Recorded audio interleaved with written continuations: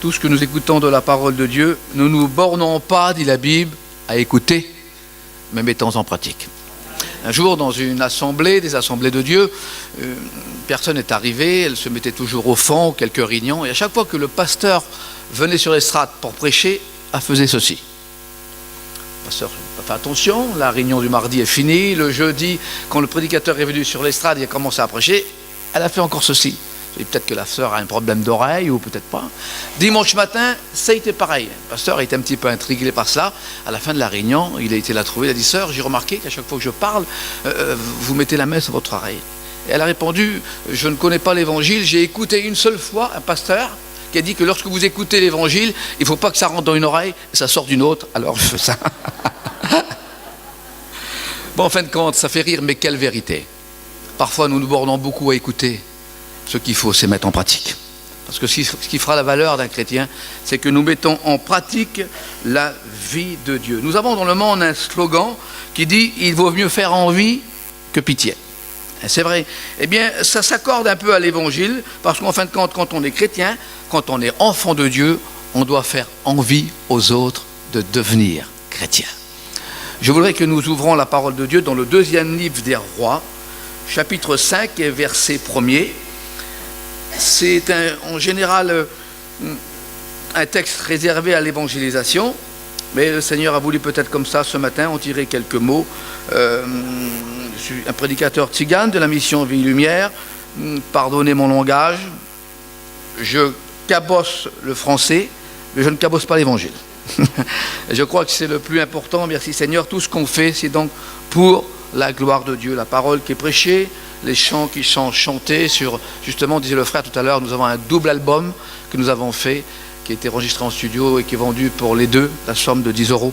C'est pour l'œuvre du Seigneur, vous pourrez vous le procurer. Tout ça est fait pour la gloire de Dieu. Parce que s'il y a un nom qui doit être mis devant, c'est Dieu. Amen. Voilà. 2e livre des Rois, chapitre 5, et verset 1er. Naaman était le chef de l'armée du roi de Syrie. Il était un homme important aux yeux de son Seigneur. Il jouissait d'une grande considération car c'était par lui que le Seigneur avait libéré son peuple. Mais cet homme, fort et vaillant, la Bible nous dit, était lépreux.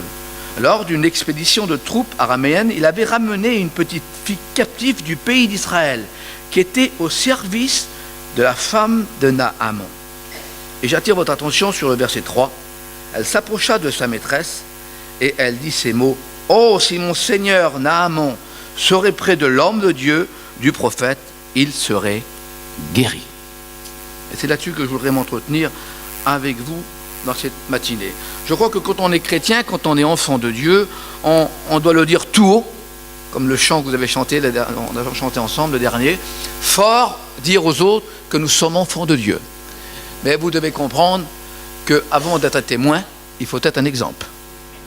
Parce que rien ne remplacera la force de l'exemple. Et en tant qu'enfant de Dieu, c'est cela. La parole de Dieu nous dit, sois, vous et moi, un modèle. Un modèle dans le monde, on appelle ça un top modèle. Et pour avoir, mesdames, une silhouette adéquate, il faut une certaine abnégation, une certaine privation de plein de choses pour que le corps arrive à s'affiner. Ça, c'est pas dans ce sens-là quand le Seigneur parle. Il parle de l'intérieur. Parce que le corps vieillit, malheureusement, on attrape des cheveux gris, et puis on change. Non, quand Paul parle de cela, il parle des qualités intérieures. Et il dit, sois un modèle en parole.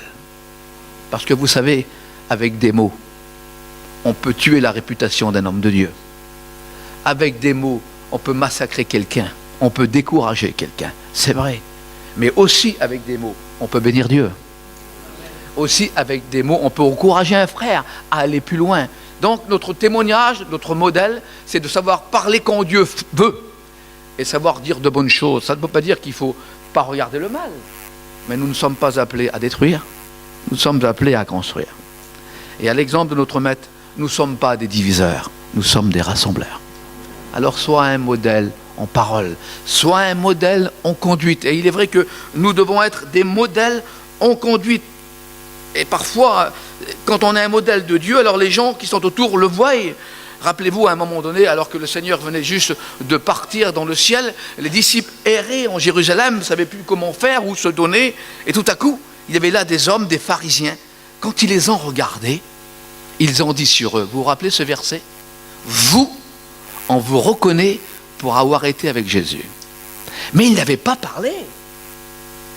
Ils n'avaient pas sur eux un panneau montrant qu'ils étaient des chrétiens. Non, pas du tout. Mais du fait qu'ils avaient resté 3 ans et demi avec le Seigneur, ça avait déteint sur leur vie. Et quand on est enfant de Dieu, frères et sœurs, ça doit se voir. C'est normal. Ça doit se voir. Quelque temps, je me trouvais dans la région de Lyon et il y avait à côté de moi un couple. J'étais venu là pour faire une mission à l'église sédentaire de Lyon. Et puis il y avait là un couple. Et puis je cherchais à leur parler. J'ai dit sur ma femme, je voudrais parler à ces gens-là. Je sentais qu'ils n'étaient pas chrétiens. Et puis je n'arrivais pas à trouver pour parler avec eux. Alors parfois un petit sourire en les voyant. J'arrivais pas à parler avec eux. Et puis ça s'est passé quelques jours. Et puis le dimanche matin, j'étais faire l'église dans l'Assemblée de Dieu. Et quand je suis arrivé derrière l'estrade pour prêcher, j'ai vu ce couple à la réunion.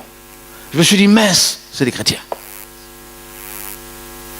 Et quand je suis sorti de la réunion, qu'on est revenu à l'endroit où j'étais, alors je suis venu tout de suite vers eux, j'ai dit, écoutez, excusez-moi, j'ai voulu venir plusieurs fois vers vous, j'ai pas pu, je ne pensais pas que vous étiez chrétien. Et sa compagne m'a dit, tu dois nous voir beau. Vous comprenez, quand on est chrétien, ça doit se voir. Quand on est enfant de Dieu, ça doit se voir, et pas seulement ici, mais surtout dehors. Je crois que c'est le beau-père de Billy Graham qui dit ceci, ce n'est pas parce que vous voyez sortir parfois les gens d'un dimanche matin d'une réunion que ça fait d'eux nécessairement des chrétiens. Mais un chrétien, c'est surtout dehors.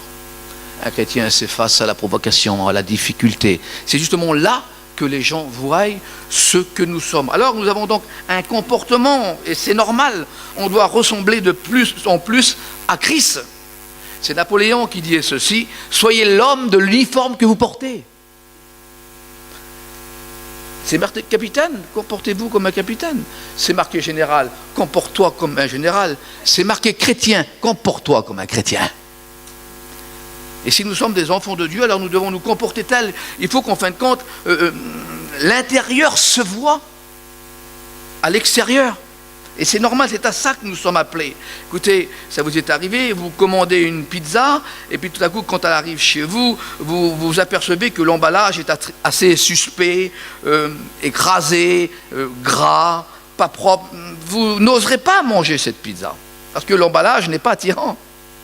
Eh bien, supposez le contraire, que eh bien, on vous livre une pizza et puis que la boîte est tout à fait bien propre et puis vous sentez ce parfum qui se dégage, que la boîte n'est pas encore ouverte, vous allez croquer vite fait une partie de cette pizza-là. Parce qu'il y a quelque chose qui attire.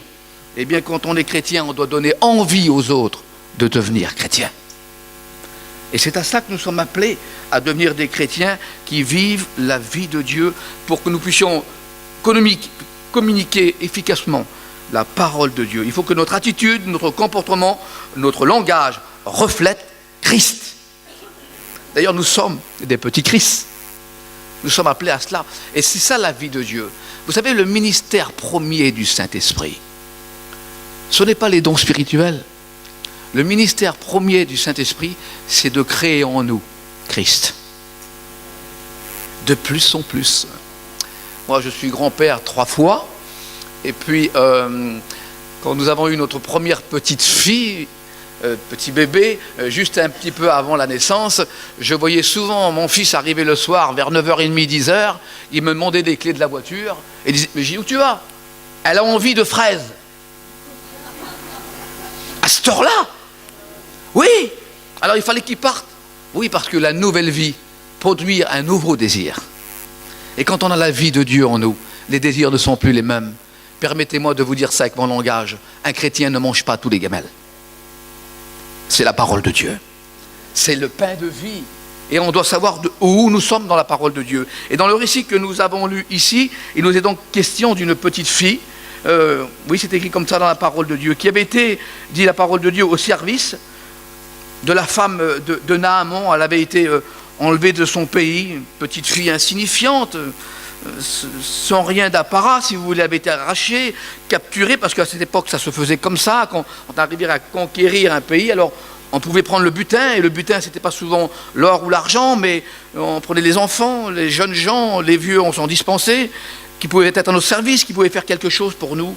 Et puis là, ce roi, ce chef, ce général, Naaman, eh bien, avait conquéri un pays, la Samarie, et puis avait amené une petite fille captive qui était donc au service de la femme de Naaman. Pauvre petite fille, seule, solitaire, sans protection, dans une terre étrangère. Et pourtant, ce détail est marqué dans la Bible. Parce que c'est par son moyen, par son intervention, que le général non seulement va être amené à la guérison, mais qu'il va reconnaître qu'il y a un Dieu en Israël. Et c'est d'elle que je voudrais vous parler. Et j'ai trouvé qu'elle possédait 3 vertus, 3 qualités que peut-être nous pourrions avoir ou nous devrions avoir dans notre vie spirituelle.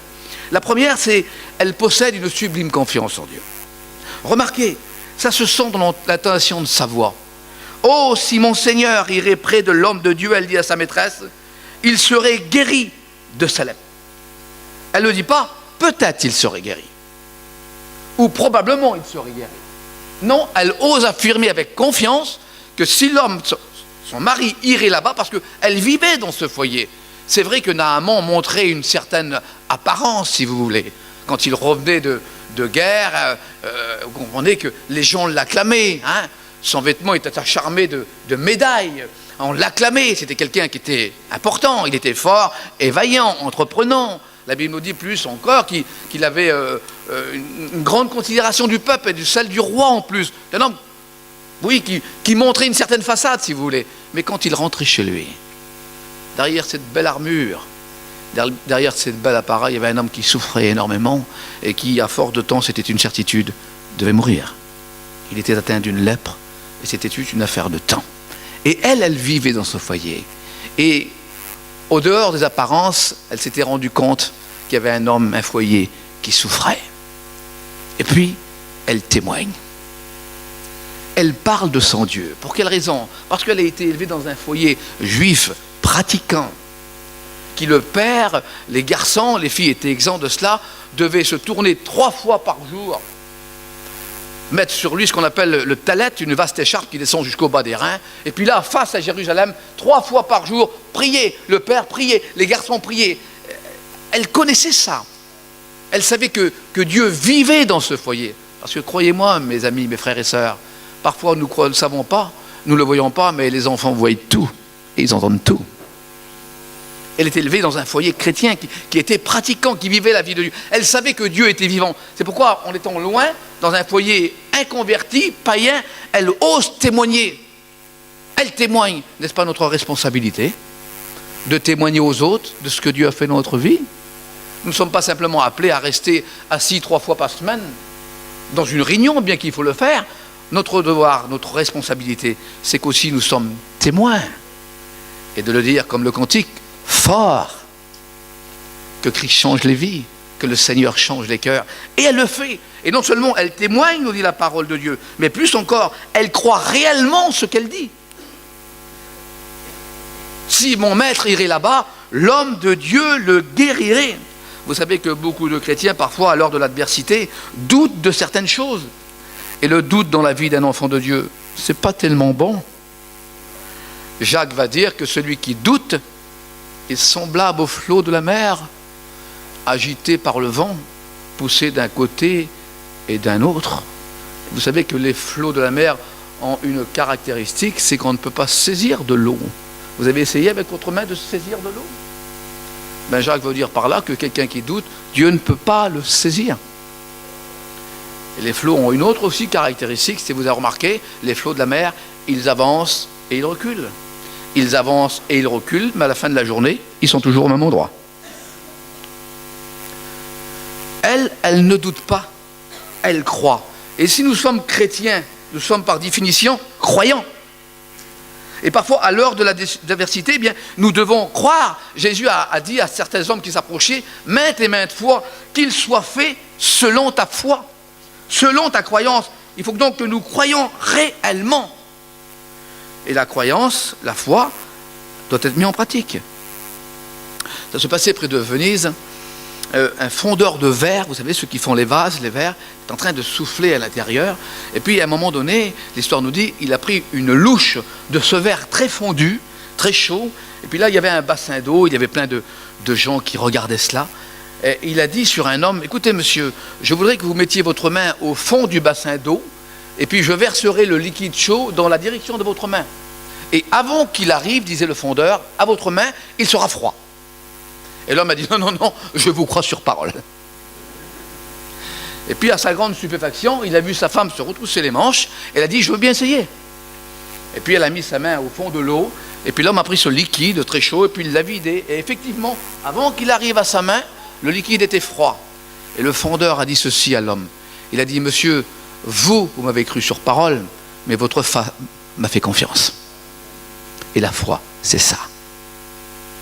C'est faire confiance à Dieu. Et elle a une confiance sublime en Dieu, réellement en Dieu. Et quand on met sa confiance en Dieu, mes amis, mes frères et sœurs, on n'est jamais déçu. C'est peut-être une affaire de temps. Ma femme un jour m'a posé cette question. Elle m'a dit, Ézéchiel, quand Dieu exauce? Je lui ai dit, en un jour, en un mois, ou en un an. Mais ce qu'il a dit, il le fera. Parce qu'il n'est pas un homme pour mentir, ni un fils d'homme pour repentir. Ce que sa bouche dit, son bras l'accomplit. C'est parfois une affaire de temps. Dieu parfois veut nous faire attendre pour nous donner mieux. Rappelez-vous l'histoire de Marthe et Marie. Jésus venait très souvent chez eux. Ils pouvaient se faire fiers de cela. Puis à un moment donné, Lazare, celui qu'il aime, tombe malade. Et elle fait appel à Jésus. Seigneur, celui que tu aimes est malade, viens. Jésus ne vient pas. Et puis elle l'appelle 2 fois, 3 fois. Et puis le Seigneur ne vient pas. Et quand elle l'appelle au dernier moment que le Seigneur arrive, c'est trop tard. Et puis on sent dans l'intonation de la voix de Marie de la déception. Si tu aurais été là, il serait guéri. Parce que des fois, quand on ne reçoit pas comme on veut, on boude Dieu. Et Jésus a dit, si tu crois, tu verras la gloire de Dieu. Et vous connaissez, à un moment donné, il rentre dans ce sépulcre. Et vous connaissez cette histoire. Il ressuscite Lazare. Imaginez-vous qu'il serait venu 2-3 heures avant. Il aurait guéri un malade. Il fait attendre, il ressuscite un mort. Quand on sait attendre, le miracle sera plus grand. Dieu demande que nous avons confiance en lui. Quand on lui fait confiance, alors c'est sûr et certain. Quel courage qu'elle a d'annoncer l'évangile, c'est magnifique. Elle a confiance en Dieu. Ça se passait au Moyen-Âge, et puis une petite famille qui était femme veuve, qui avait un petit garçon de 10 ans qui était chrétien. Le mari était parti près du Seigneur, et puis elle avait vraiment des difficultés à boucler son budget.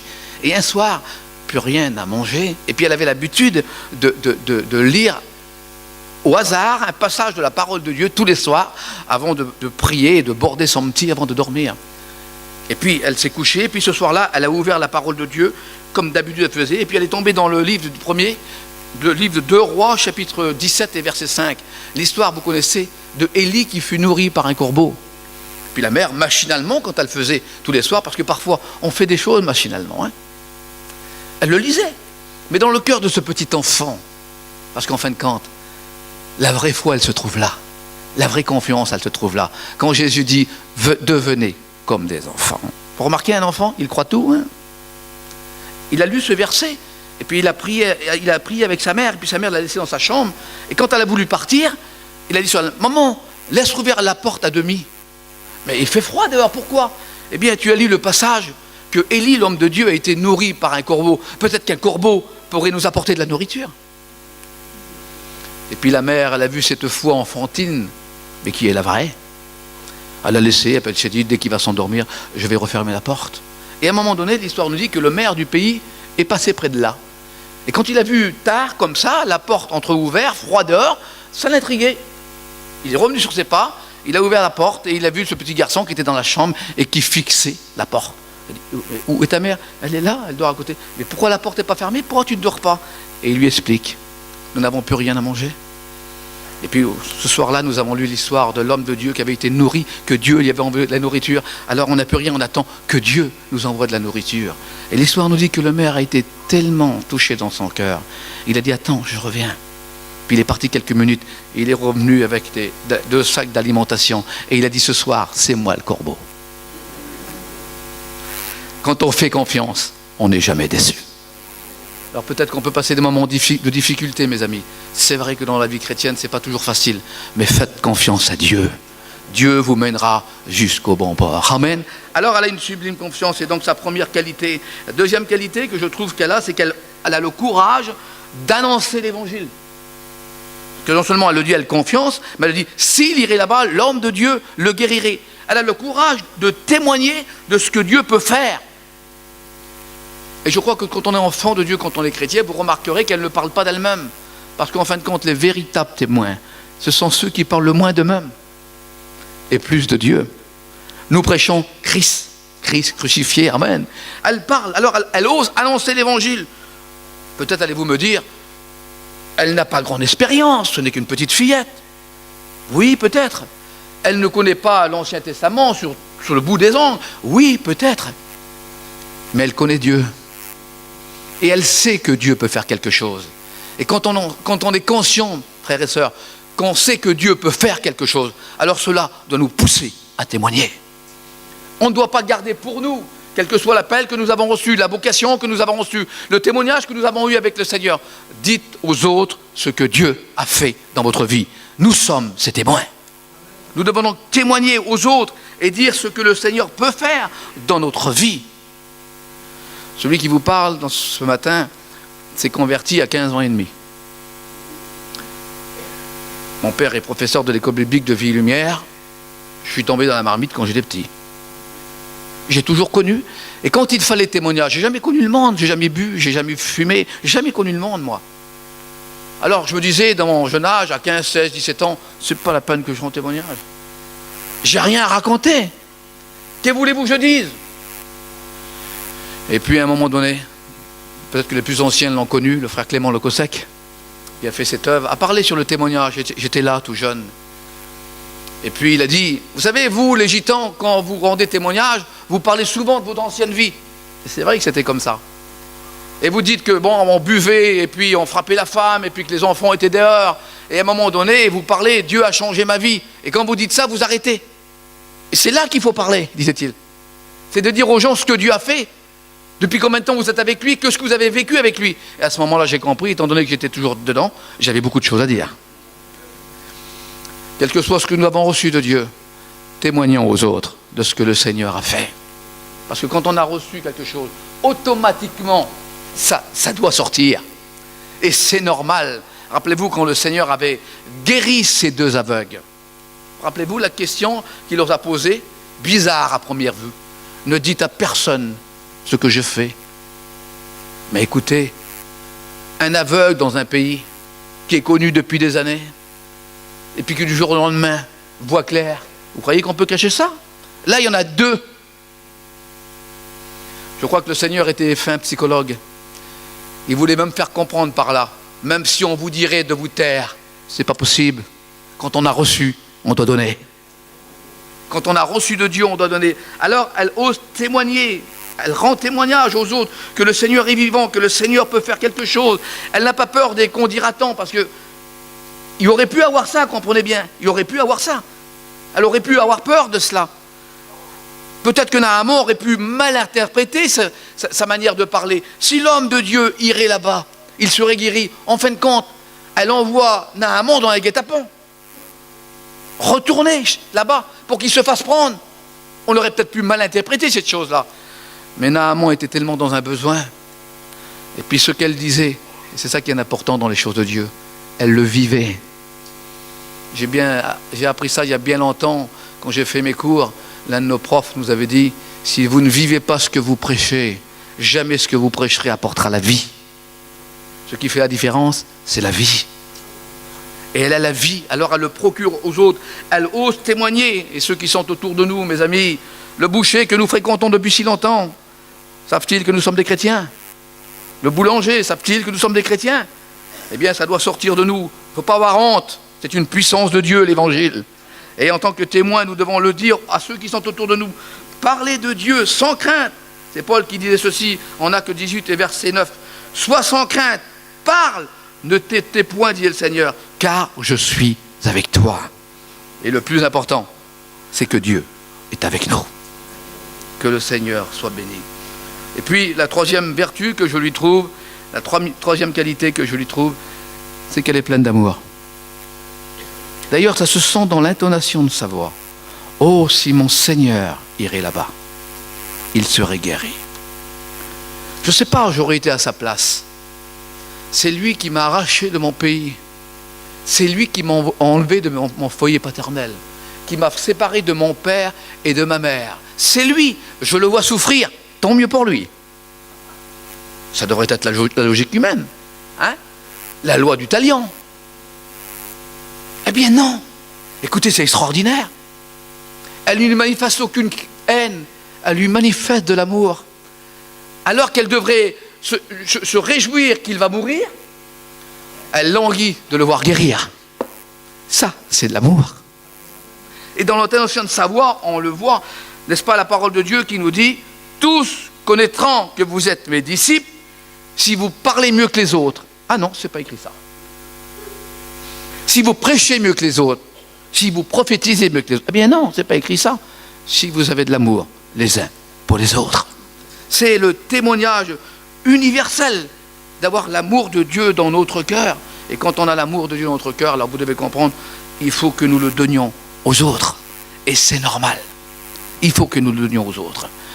Et quelque temps de cela, pas plus tard que le mois de décembre, j'ai fait ce genre d'expérience avec le Seigneur. Alors que je commençais ma tournée d'évangélisation, je devais me diriger sur Perpignan.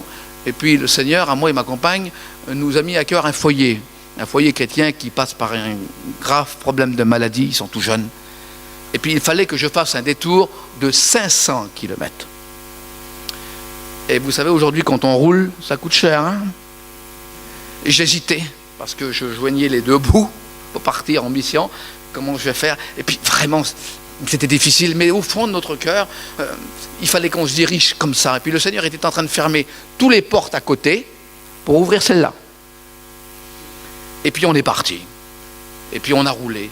Alors de Paris pour aller jusqu'à Annemasse, vous voyez, ça faisait 600 km. On avait 2 véhicules.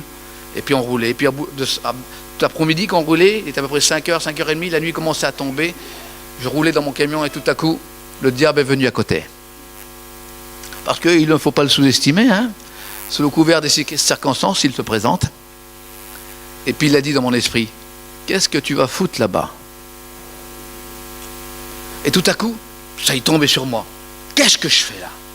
Toute cette route, tous ces frais, pour voir une personne, qu'est-ce que je fais là? Et ça a duré 5 minutes sur moi. Mais c'est 5 minutes très longs, vous voyez là. Comment je vais faire? Et tout à coup, l'Esprit de Dieu est tombé. Et le Saint-Esprit m'a dit, parce que tu aimes, c'est l'amour qui motive. Et quand on aime, frères et sœurs, ça nous pousse à aller vers nos frères. Quand on aime, d'ailleurs, on ne se regarde plus à soi-même. On regarde les autres. Quand on parle de l'amour, comment éviter 1 Corinthiens chapitre 13? L'amour, il ne cherche pas son intérêt. Il cherche l'intérêt de l'autre. Amen. L'amour, elle pardonne tout, elle excuse tout, elle croit tout. Et dans le cœur de cette petite fille, que Dieu soit béni, que cela nous sert de leçon, eh bien, il n'y a aucune pensée de vengeance, il y a l'amour dans son cœur. Certains vont dire, c'est pas facile, parce que l'autre m'a marché sur les pieds. Le frère ou la sœur m'a blessé. Et ça peut arriver à tout le monde. Nous branchons tous de plusieurs manières, dit Jacques. Un jour c'est l'un, un jour c'est l'autre. Et puis j'arrive pas, il y a un froid, je n'arrive pas à pardonner. Une mère qui était chrétienne et qui priait tous les soirs avec sa petite fille, la petite fille lui a posé cette question. Elle a dit, maman, qui tu aimes plus, moi ou Dieu? Pas facile pour répondre. Hein? Et la mère s'est dit, si je lui dis que j'aime plus Dieu, peut-être qu'elle va être frustrée et blessée dans son cœur. Et maman, tu m'aimes pas assez. Et la petite fille, connaissant le foyer de sa mère chrétienne, si elle disait qu'elle aimait plus sa petite fille, la petite fille aurait pu répondre, alors tu n'aimes pas assez Dieu. Et quand un chrétien est toujours inspiré par Dieu, la mère a dit, ma fille, plus j'aime Dieu, plus je t'aime à toi.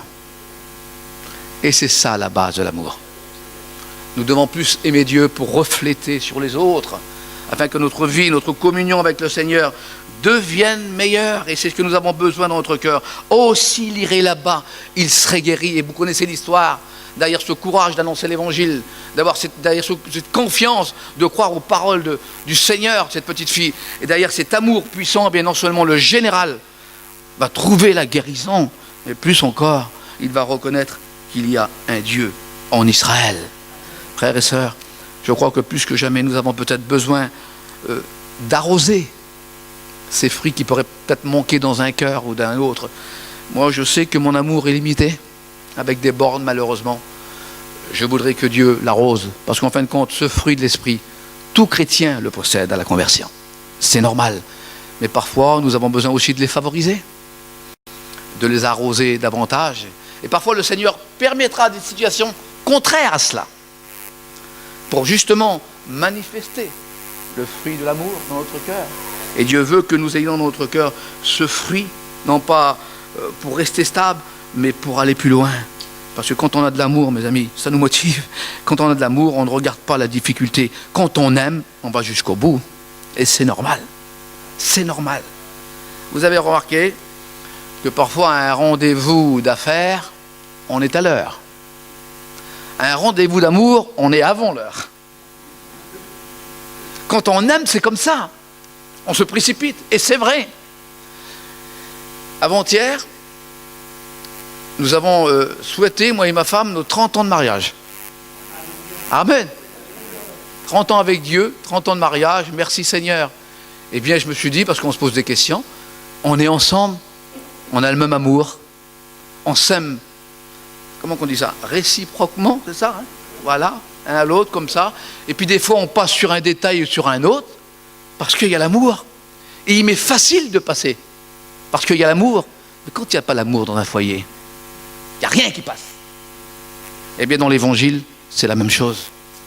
La base de notre vie, d'ailleurs, la base du sommet de la croix, c'est l'amour. C'est parce qu'il a aimé qu'il a donné. Vous savez, moi, je vous aime bien. Je n'aurai aucun de mes enfants pour vous. Hein. Eh oui, parce que mon amour est limité, mais pas celle de Dieu. Alors Paul a dit, et je termine avec ces mots-là, soyez donc mes imitateurs, quand je le suis moi-même du Christ. Et si des fois vous avez flébi dans votre confiance, eh bien par l'exemple de cette petite fille, elle nous dit, ayez confiance en Dieu. Vous en porterez le fruit. La bénédiction arrivera. Ayez aussi l'audace de témoigner de Dieu aux autres. Parce que témoigner de l'Évangile, prêcher l'Évangile, ça ne se fait pas simplement ici, mais surtout en bas. Et je suis convaincu que si chaque chrétien serait convaincu de cela, rappelez-vous quand le Seigneur a parlé à la chambre haute et qu'il a dit, vous serez mes témoins. Il y avait des hommes, des serviteurs, des femmes qui devaient témoigner de Dieu.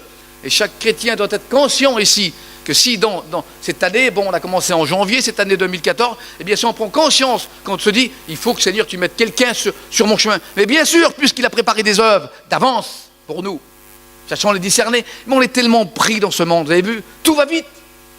Et on aimerait que tout va vite. Mais Dieu a un temps pour tout. Il faut que vous l'ayez à cœur. Si vous connaissez quelqu'un de votre famille, quelqu'un de votre travail, parlez de Dieu. Et si chaque chrétien serait conscient de faire cela, je suis convaincu que l'année prochaine, d'être le double. Parce que c'est notre devoir, témoignons de Dieu. Et surtout, lorsque nous témoignons de Dieu, manifestons de l'amour à ceux qui sont autour de nous. Voilà ce que j'avais à vous dire. Je voudrais avoir dans mon cœur ces 3 qualités, au moins les faire augmenter davantage. Avoir une totale confiance en Dieu, quelles que soient les circonstances ou les difficultés. Avoir confiance en Dieu, avoir le courage, oser témoigner de Dieu à ceux qui sont autour. Et surtout, tous connaîtront que nous sommes ses disciples, si nous nous aimons les uns les autres. Seigneur, nous te rendons grâce pour la parole de Dieu qui est annoncée.